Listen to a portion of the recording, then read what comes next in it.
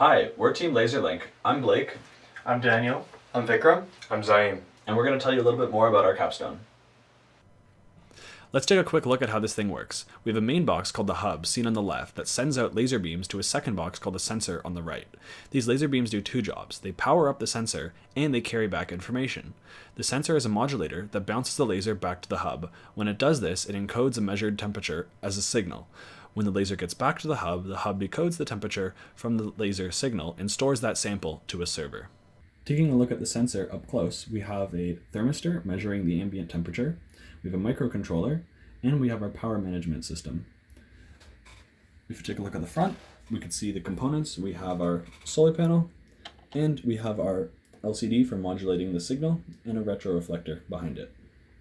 Then at the back, we have our power switch, and these wires are used to measure the power coming in and coming out of the solar panel. They're not transferring power, but they're just going across current sensing resistors.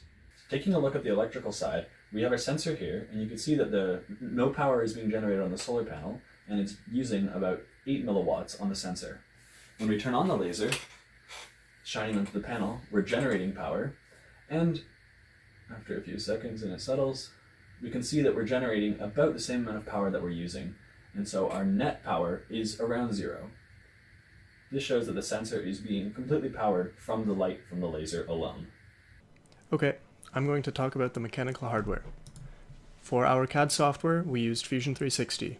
This would allow group members to quickly and easily understand through exploded view, animations, and renders as to what is going on in the design. For 3D printing, we decided to use the Prusa Mark II.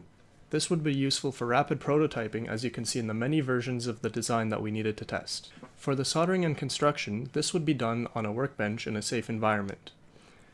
Continuity tests and power estimation tests would be done before applying any voltage to the lasers. For our test setup, you can see on the left we have the hub, and on the right we have the retroreflector, LCD, and solar panel. Zooming out, you can see we placed the sensor components 30 centimeters away from the hub. In the video, you can see once we turn on the lasers, we can look at the voltage across the solar panel.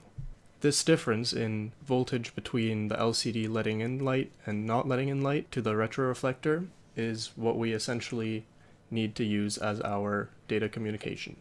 We can then change the angle of the sensor and state of the LCD to scientifically find an optimal setup and front-end geometry for data transfer. In the end, our design looks like this, where we have 3 different compartments.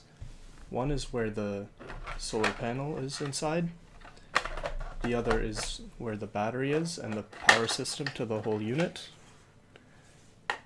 And then we have the front laser section. The hub encoder class is a class used to simulate real packets being received by the solar panel by encoding, decoding, and sending them off to our online database without the need for physical hardware. We are using a database called MongoDB, which allows us to interface with its API using Python. The API allows us to set distinct data fields, which can be used to visualize data on our front-end web server. The MongoDB class allows us to connect to the Mongo client and establish a two-way pipeline, which we can push data to and pull data from in real time. Once our temperature data from our sensor has been decoded and pushed to the database, we can visualize it in real time using our front-end web server. This is a real-time visualization of the voltage data from our hub solar panel.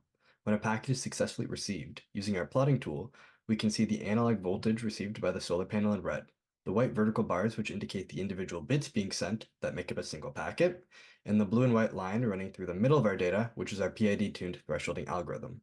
This algorithm, along with our ADC, allows us to digitize the analog voltage signal into digital binary data efficiently, which we can further decode into our integer temperature readings.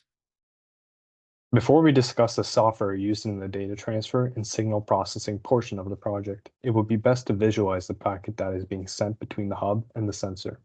The packet consists of 24 bits in total, the size that tests showed allowed for the most efficient data transfer.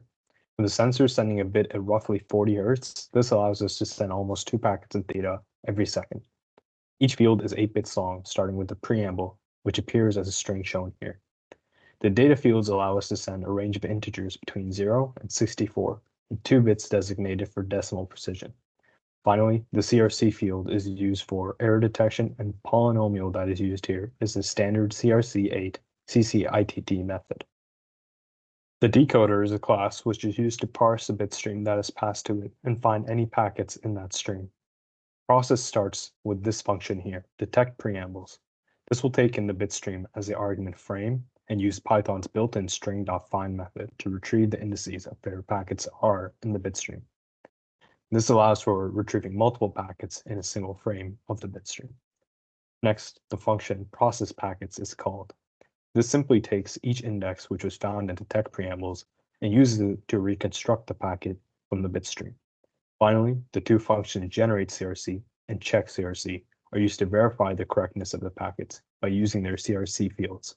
This is done by simply checking the CRC that was received to the expected CRC. The decoder is vital to the data processing part of the project. As such, it needed to be tested for correctness and efficiency. To achieve this, 2 extra files were created for testing. Packet encoder, which simply generates packets similar to how the sensor would, and decoder tester, which acts as a driver and uses the encoder and decoders as stubs. This environment allowed us to test the decoder with imperfect bit streams, such as those with noise or packets interrupted with noise, and also clean bit streams which had only packets. We use this to change the length of the packets fields and run tests to gauge the efficiency of each format in terms of bits per packet and the number of valid packets detected. This allowed us to make informed engineering decisions regarding the data transfer details. Thank you for listening. See you at the expo.